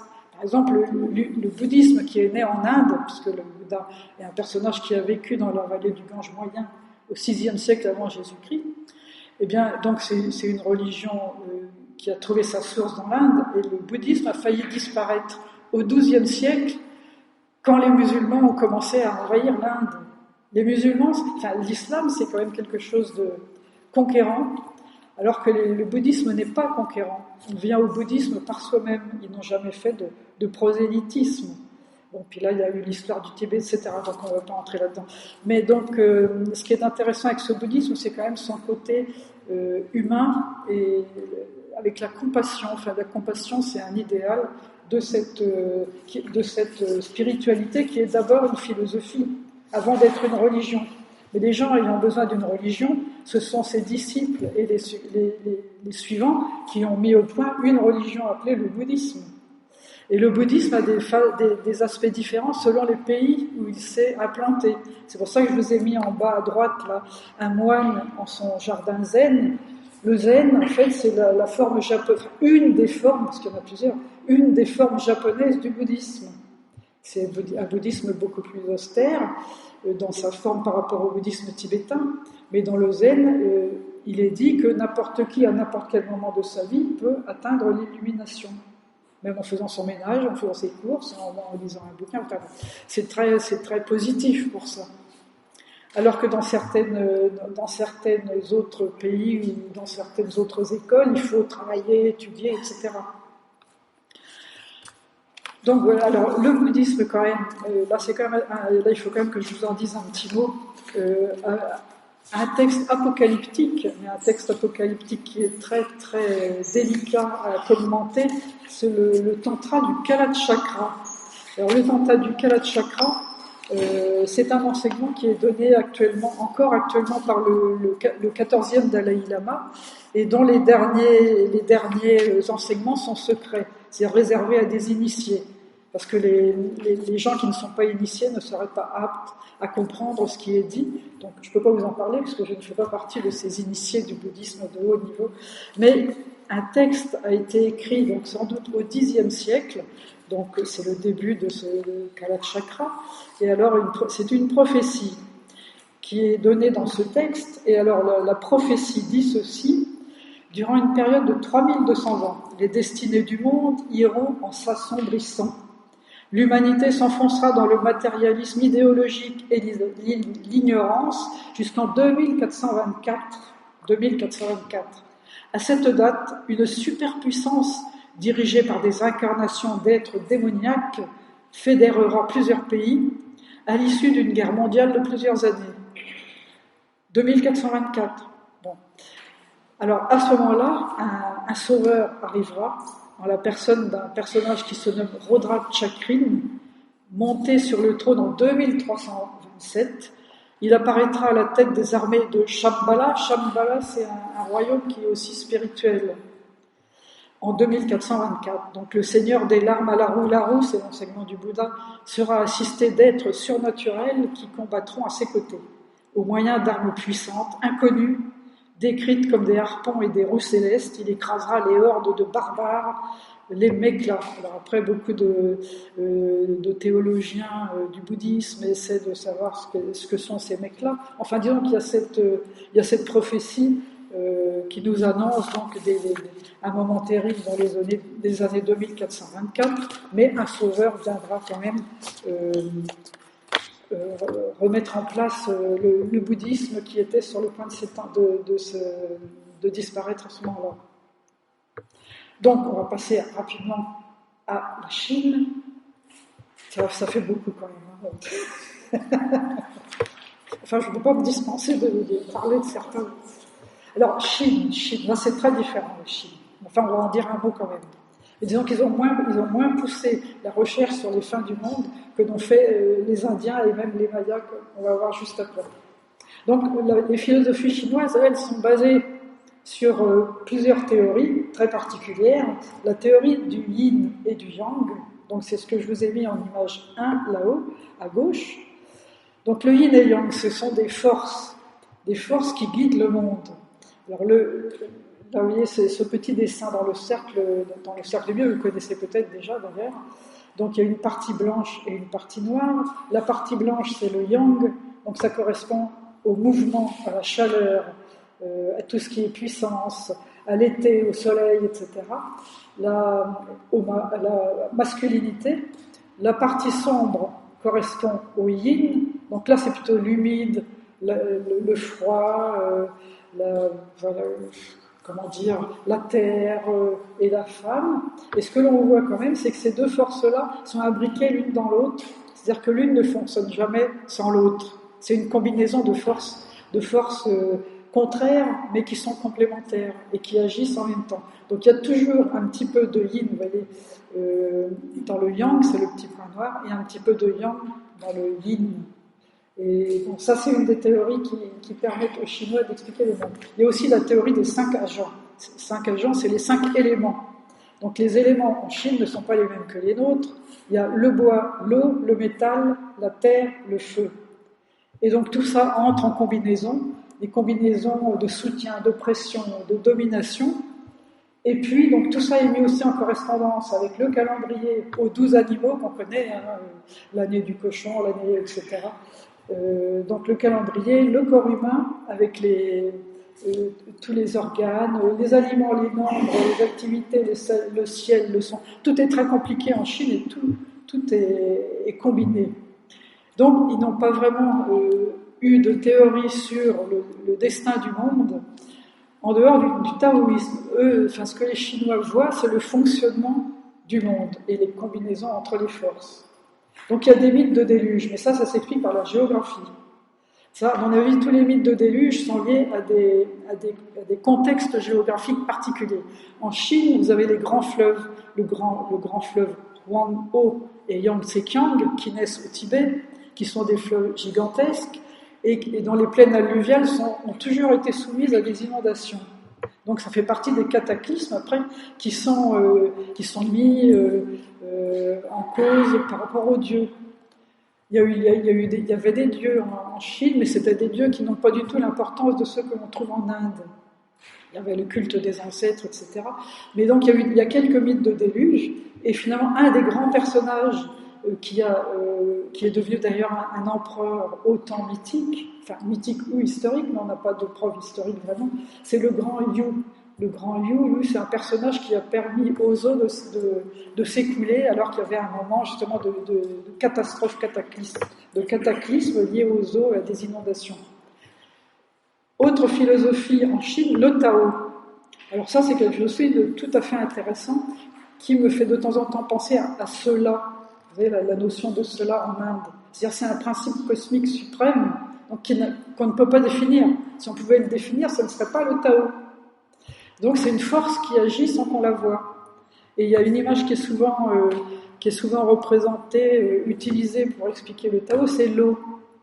L'eau, par exemple, l'eau qui est très calme, qui coule dans une rivière très calmement, mais qui finit par éroder sans qu'on le voie. Enfin, ça existe sans qu'on la voie, cette force. Donc il y a le Tao. Et dans le Tao, qui a été proposé par Lao Tzu, donc au VIe siècle avant notre ère, on retrouve toujours ce VIe siècle ou 7e siècle avant notre ère, ça a été une période extraordinaire sur le plan de la pensée. Bien, ça a été proposé par Lao Tzu, là on le voit, c'est une image classique, on le voit qui part vers l'ouest, c'est la fin de sa vie, suivi par un de ses disciples. Le livre, c'est le Tao Te Ching, que vous connaissez peut-être vous aussi. Donc pour les taoïstes, le monde est lié à des souffles, vient des souffles. Il y a eu 9 souffles initiaux, donc les souffles purs sont partis vers le haut, donc vers le ciel, les souffles impurs sont descendus vers le bas, toujours, c'est un peu comme le manichéisme, donc vers la terre. Et donc pour les taoïstes, il est très important de soigner son corps de manière à maintenir un bon souffle. Ça, on le retrouve aussi en yoga en Inde. Et là, vous voyez, les taoïstes, là je vous ai vu une image d'un art martial, les moines de Shaolin. C'est ça, c'est pour conserver la force dans le corps et le souffle. Parce que le souffle, c'est le souffle du monde. On retrouve aussi ça, je vous dis, en Inde. Donc il y a quand même eu quelques textes apocalyptiques, taoïstes en particulier, proposés par des sectes dont les turbans jaunes. Les turbans jaunes, c'est une secte chinoise qui existe depuis le Moyen-Âge, et ceux-là étaient persuadés que la fin du monde était proche. Mais disons que ce n'est pas une caractéristique quand même de la pensée chinoise, l'Apocalypse. Alors, voyons maintenant quelque chose de beaucoup plus intéressant que je tiens absolument à évoquer avec vous, l'angoisse des fins de cycle chez les Mayas. Et donc, vous vous souvenez qu'en 2012, les médias avaient fait tout des tas d'histoires à cause de ces fins de cycle le 21 décembre 2012, cette date allait-elle correspondre à une fin du monde, etc. Enfin, on n'entendait parler que de ça, finalement. Et les médias, c'est un petit peu comme les Indiens de l'Inde. Finalement, on met au point une civilisation extrêmement brillante qui était passée dans l'oubli et qui a été retrouvée en fait essentiellement au XIXe siècle. Et qui était basée sur justement une conception très complexe du temps. Et donc les Mayas étaient les gardiens du temps. Et ils ont mis au point aussi des enchaînements de cycles qui allaient jusqu'à 14 milliards d'années. Donc on retrouve un petit peu la capacité mentale des Indiens de l'Inde, mais sous une forme différente. Donc là, je vous ai mis donc, en numéro 1, il y a une stèle. Les Mayas avaient une écriture qui se composait de 800 glyphes, des hiéroglyphes. 800 glyphes plus 40 à 50 autres signes permettant d'exprimer des sons. C'est une civilisation très brillante, la civilisation maya, qui a d'ailleurs des fois été comparée à la Grèce antique. C'était des cités-États. Et donc, cette histoire des Mayas a commencé 2000 ans avant notre ère. Et donc, c'est poursuivi jusqu'à l'arrivée des Espagnols. Donc, leur âge d'or, ça a été 8e siècle, 8e siècle. Et puis, bon, après, certaines cités mayas se sont plus ou moins effondrées, bon, et pour différentes raisons, mais là, on n'a pas le temps d'évoquer tout ça. Mais ils avaient une série de volumes qui s'appelaient des codex, et que, évidemment, les conquistadors espagnols ont essayé de balayer pour imposer leur vue, et puis pour détruire complètement cette civilisation. Mais les Mayas, c'est comme les Aztèques ou les Incas, avaient eu l'intuition avant le XVe siècle, qu'une horde d'envahisseurs allait venir. C'est ce qu'on appelle la prophétie des Andes. Et ils ont réussi à préserver dans le secret certaines de leurs croyances que l'on retrouve maintenant et qu'ils ont essayé de dissimuler quand le christianisme s'est imposé. C'est-à-dire, par exemple, la croix du Christ correspondait à la croix des 4 directions cardinales chez les Mayas. Donc ils ont accepté la croix, mais pour eux c'était les 4 directions cardinales. L'ostensoir, qui a une forme de soleil, ça correspondait à leur ancien dieu soleil, et ainsi de suite. Donc Marie, par exemple, pour eux c'était comme la terre-mère. Donc ils ont réussi à préserver comme ça. Et dans le secret des familles, ils ont maintenu leurs anciennes croyances. Alors, les Mayas donc fixaient leur mode de vie sur des calendriers. Ils avaient une vingtaine de calendriers, dont les 2 plus importants, je vous ai mis là une illustration des 2 calendriers les plus importants, la combinaison des 2 calendriers essentiels pour eux. Donc la petite roue à gauche qui s'appelle le Tzolk'in, c'est le calendrier des rituels basé sur 260 jours. À droite, vous avez une autre roue, c'est comme des roues dentées, c'est une illustration simplement. Le deuxième calendrier important, c'est le Hab, qui correspondait au calendrier agricole. Et donc, les 2 roues emboîtées permettaient de définir le nom des jours.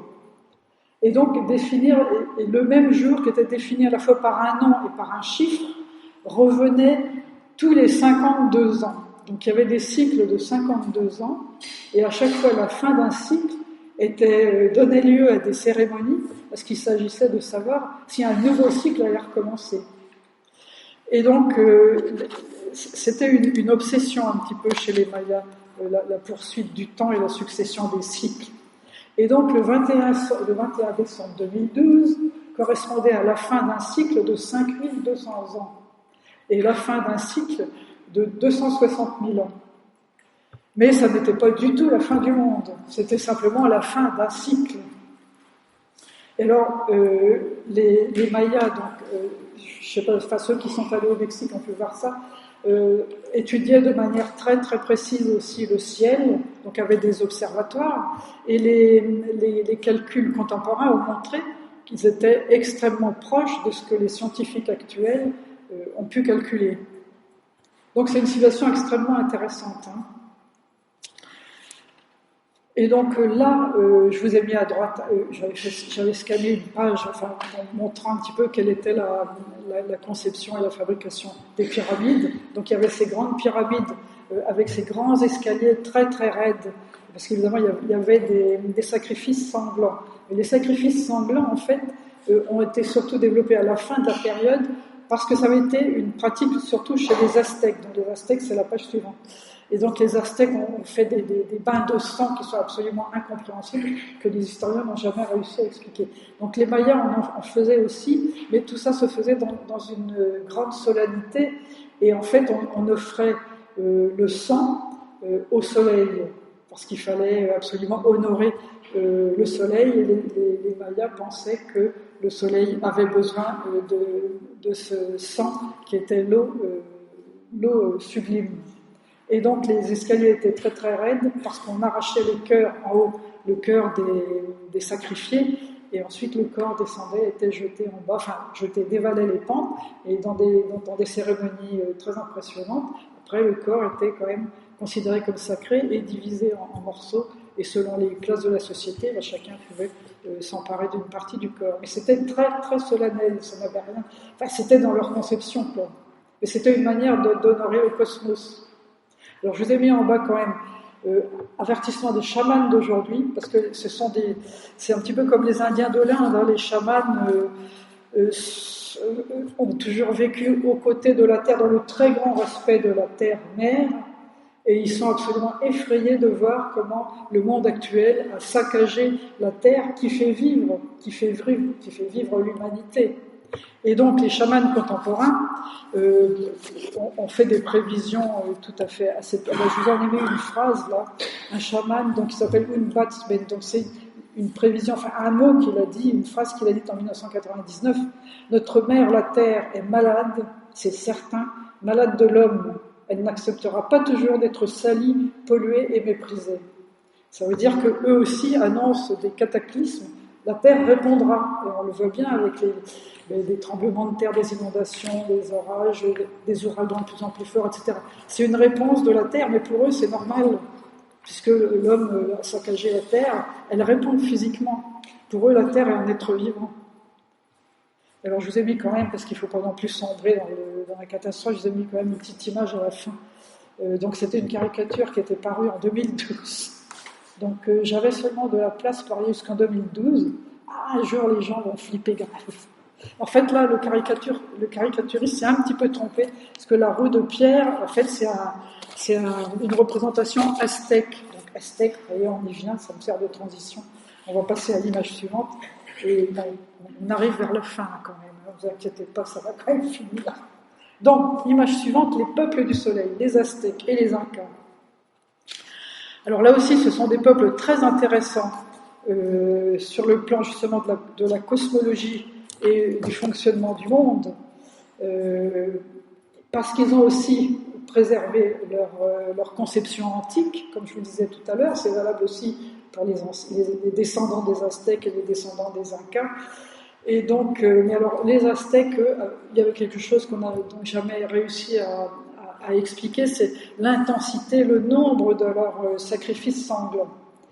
Ceci dit, selon les Aztèques, donc c'est une civilisation qui a été relativement courte, hein, une civilisation de guerriers, donc ils sont arrivés au XIIe ou XIIIe siècle du côté du Mexique, hein, on les appelait les Mexicas.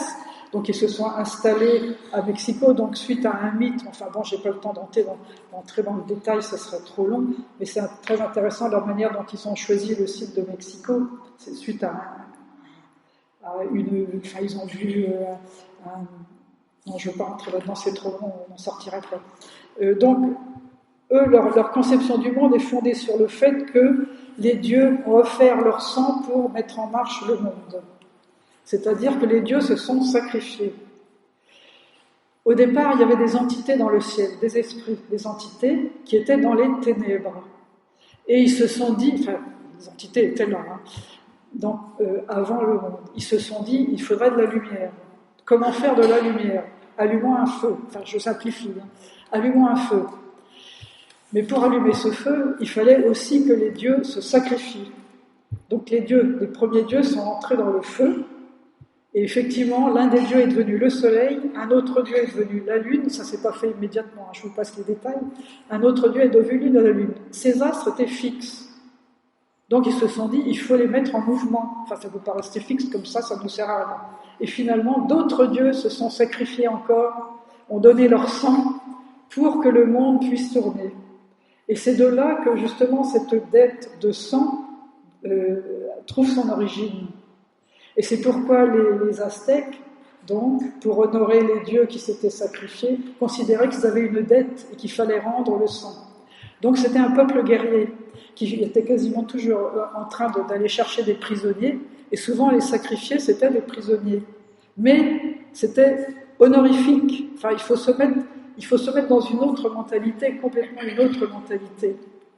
Et finalement, les prisonniers qui allaient être sacrifiés étaient honorés, etc. Et on pouvait leur donner de temps en temps des boissons qui calmaient un petit peu justement l'angoisse quand même de la mort et d'avoir le cœur arraché en haut des pyramides.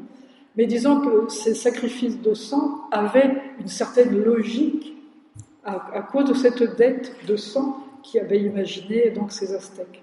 Alors selon eux, c'est pareil, l'humanité avait déjà été précédée de plusieurs mondes. Et c'est ce qui est représenté sur le calendrier de Pierre.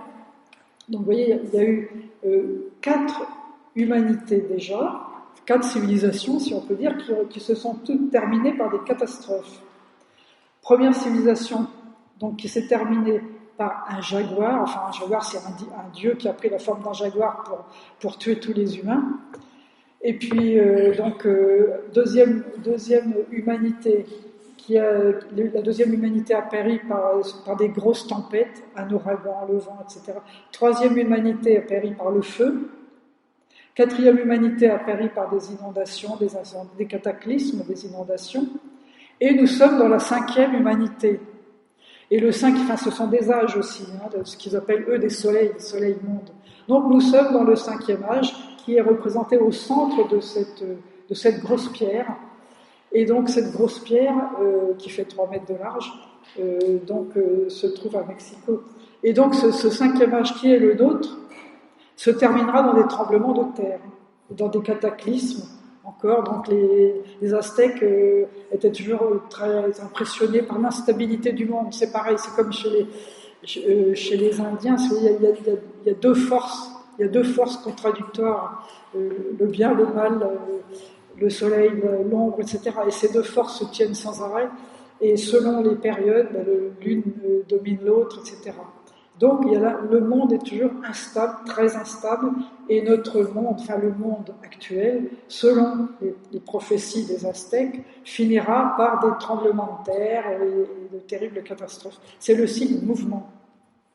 Chez les Incas, c'est pareil, c'est aussi une civilisation qui a failli disparaître à cause de ces horribles conquistadors. C'était des civilisations très raffinées, dans un sens différent du nôtre évidemment, mais très très raffinées. Donc pour les Incas, c'est la même chose. Là, je vous ai mis une reproduction d'un dessin qui représentait l'Inca Atahualpa, fils du soleil, prisonnier en 1532 et assassiné, bien qu'il ait respecté ce que les conquistadors demandaient. Donc pour eux, la terre est sacrée. Donc là, on est dans les Indes. Avec les Incas, c'est le monde des Andes. Donc jusqu'au centre de l'univers.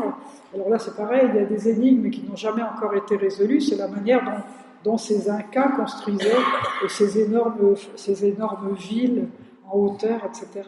Donc bon, ça reste un mystère. Alors bon, il y a différentes hypothèses. Bon, on va pas entrer dans les détails. Mais alors eux étaient très admirative de la planète. La Terre était sacrée, donc il n'y avait pas de Chacamac, donc c'est l'énergie solaire, pas de Chacamac, le Père Soleil, et puis Pachamama, la terre. Et donc il fallait respecter sans arrêt l'équilibre aussi entre ces forces-là, et surtout la nature en elle-même, puisque c'est la nature qui faisait vivre les humains. Et donc la nature conçue comme énergie. Donc le soleil est une énergie, la terre est aussi une énergie, donc il s'agit de respecter sans arrêt cet équilibre.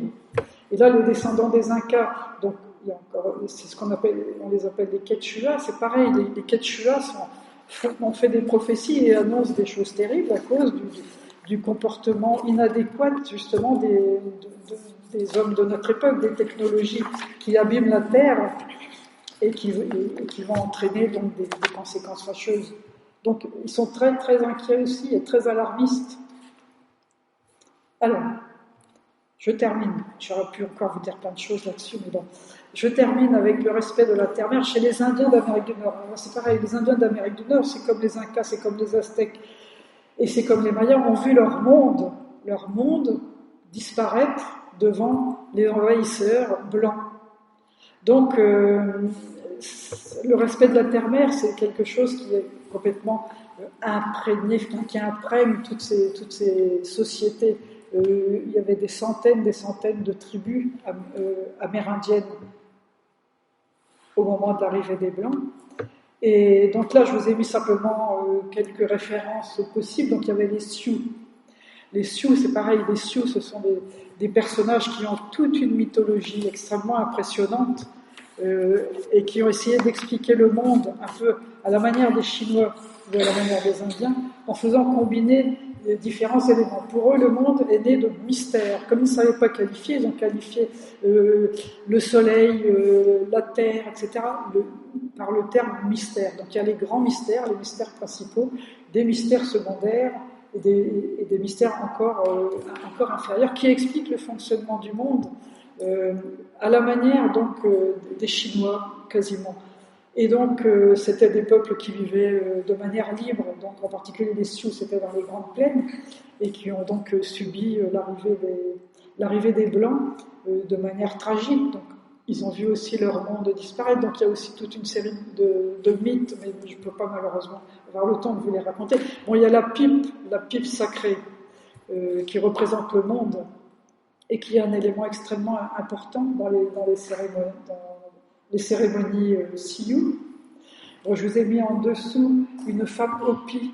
Les Hopi vivaient dans une autre région. Donc, si vous voulez, les Indiens, en fait, étaient des peuples très, très différents. Il y avait des centaines de tribus, puisqu'on est dans toute l'Amérique du Nord. Donc, il y a ceux qui vivent dans les Rocheuses, il y a ceux qui vivent dans les plaines, il y a ceux qui vivent dans les régions plus sèches du Sud, au Nevada, etc. Donc, ce sont des peuples très différents, mais ils ont chacun leur conception du monde, et en fait, leur point commun, c'est un grand respect de la Terre, le cercle sacré, c'est-à-dire que l'univers est une unité, il y a la terre-mère, être vivant, et puis il y a le grand esprit, c'est pareil, c'est un petit peu comme les Indiens de l'Inde, le grand esprit qui surmonte tout ça, qui est un mystère créateur, un principe cosmique, et puis donc des forces invisibles, et donc les Indiens ont à peu près aussi un autre point commun, c'est la quête de vision. Et ils arrivent dans ce cas-là à se mettre justement en contact avec cet invisible, ce qui nous semble invisible quand on n'a pas ce genre de pratique et d'expérience. Et donc la responsabilité humaine aussi, c'est pareil, ils sont complètement inquiets et de l'attitude de l'humanité contemporaine et du mal qui est fait à cette terre-mère qui a supporté les humains jusque-là, mais qui finira par réagir aussi. Donc là, je vous ai mis aussi un exemple de la danse de l'aigle chez les Cherokees. Alors les Cherokees, c'est pareil, ils ont toute une mythologie. Et alors cette tribu a gardé en souvenir, enfin dans son histoire, ils font des cérémonies tous les ans en souvenir de cette tragédie. Ils ont été déportés obligatoirement à partir du moment où les Blancs ont trouvé de l'or sur leur territoire. Et donc ils ont été déportés et ils ont appelé ça la piste des larmes. Des milliers d'Indiens Cherokees sont morts à ce moment-là, entre 1835 et 1838. Et donc ils ont conservé ça dans l'histoire, la piste des larmes. Et donc eux aussi, toutes ces tribus ont vu leur monde Là, on n'est pas dans le cycle cosmique total, mais le monde de chacun, de chaque société, en fait, ça correspond à un monde. Dans ce cas-là, c'est la culture. Ils ont vu leur monde disparaître. Mais, un petit peu comme les Mayas, ils ont quand même conservé des choses et bon, ils essaient de garder le maximum de leur mode de pensée et de leur cérémonie. Donc il y a le monde des esprits, hein, c'est ce que je vous ai mis là c'est un crâne de bison. Un crâne de bison, et dessus, vous voyez, il y a un dessin d'aigle et d'autres animaux. Enfin, ils sont en contact avec les animaux, avec les végétaux. Dans toutes ces sociétés-là, l'être humain n'est pas supérieur au reste. On fait partie, enfin, ils font partie, tout le monde fait partie du vivant, mais sans que l'homme soit au-dessus des autres. Et justement, c'est le fait que l'homme se soit abstrait de ce monde de la nature et qui lui a fait oublier qu'on dépend aussi de la nature. Et c'est ce que l'on retrouve maintenant, malheureusement, dans notre société actuelle technologique. Bon, alors je vais être obligé d'arriver à la dernière image quand même. Et si l'aventure humaine devait échouer? Donc ça, c'est le titre, hein, je termine là-dessus, c'est le titre d'un livre de Théodore Monod, il a écrit ça en 2000, et donc c'est une question qu'on peut se poser maintenant. Et si l'aventure humaine devait échouer? Alors bon, en bas à gauche, je vous ai mis des petites images sympathiques pour montrer qu'il faut quand même rester un petit peu optimiste et profiter de ces belles choses que la Terre nous offre. Mais il faut avoir aussi en tête l'idée que notre petite planète a vécu déjà 4 milliards 500 millions d'années, qu'il lui reste à peu près encore 1 milliard 700 millions d'années, donc on verra pas sa fin, mais elle aura une fin, et que finalement c'est une toute petite chose au niveau du cosmos, hein, quand on voit, là je vous mets une image de la Voie lactée, donc c'est une galaxie, et en fait il y a des milliards et des milliards de galaxies, donc tout ça, ça permet de relativiser aussi l'existence humaine dans cet immense monde qui nous dépasse. Voilà, je vous remercie beaucoup.